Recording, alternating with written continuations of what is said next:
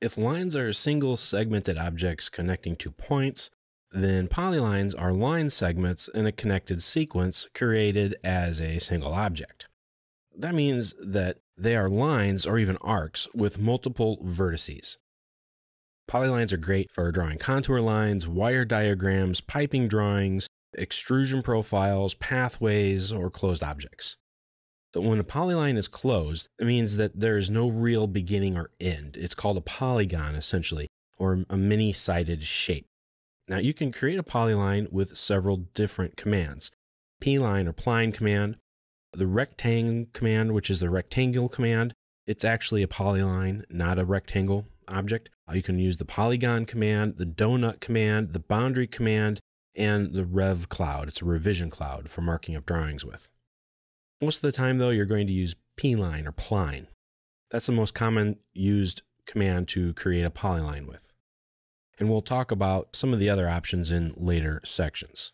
So drawing a polyline can be accomplished using the exact same methods that we use to draw a line object with. After all, a polyline is essentially just a set of lines connected together. So you can go up to the Home tab on the ribbon and go to the Polyline command, which is found in the Draw panel. And you draw it just like you would any other line. But when you select it, it's one object. Now a line, if I were to draw a similar shape very quickly here, looks about the same, but each one of these segments is its own object. That's the main difference.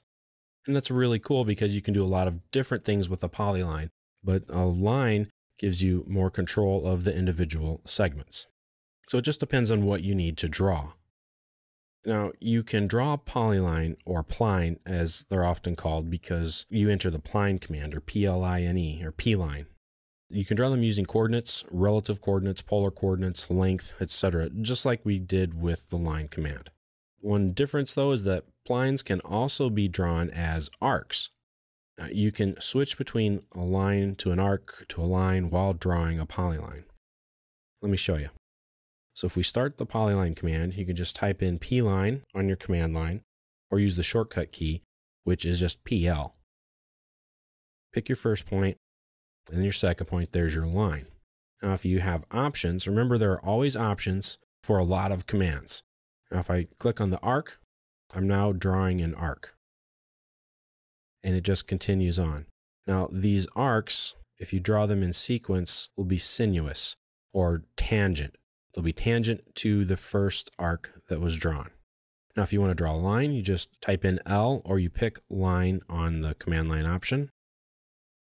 And it starts off drawing it as a line, not as an arc. Now, that line will not be tangent to your previous arc. You can always switch. Just type in A, type in L again, and then press Enter to end your command.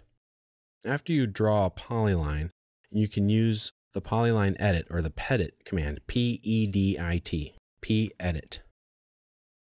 Press enter, select your polyline, and you have a lot of different options that you can choose from to make some changes to your polyline. Now you can close a polyline into a polygon with the close option. See, it found the open segment in our shape and filled in the blanks, went from point to point with a straight line. Of course, you can always undo something that you have just done. Now, if you have multiple lines, arcs, or polylines, you can use the join option. Let me show you. So up here, we have all of these individual lines. I can convert them to polylines and join them all together to be one shape similar to this first object. So I'm going to type in the pedit command. I'm going to select an object. And because it's not a polyline, AutoCAD is going to ask me, hey, do you want to convert this into a polyline? I'll type in Y for yes, and then I can click on the join option. And I just pick all of the lines or objects that I want to join together. Press enter again. And now all of those individual lines have been joined together to form one polyline. And you can do that with any type of line object or polyline or arc. Now you can edit a polyline's vertex just by grip editing it. So if I select a polyline, I have endpoints, which look like these little squares, or midpoints, which look like those rectangles. If I hover over them, I will get some options. I have the stretch vertex option, add vertex, or remove vertex. Now the add and remove are actually quite simple. If I select the remove, it gets rid of it. If I come back up to this top one and go to add vertex, it allows me to add another vertex, sort of breaking that line and creating a vertex point. If I click on the stretch option, it allows me to move it to wherever I want. So that's an endpoint.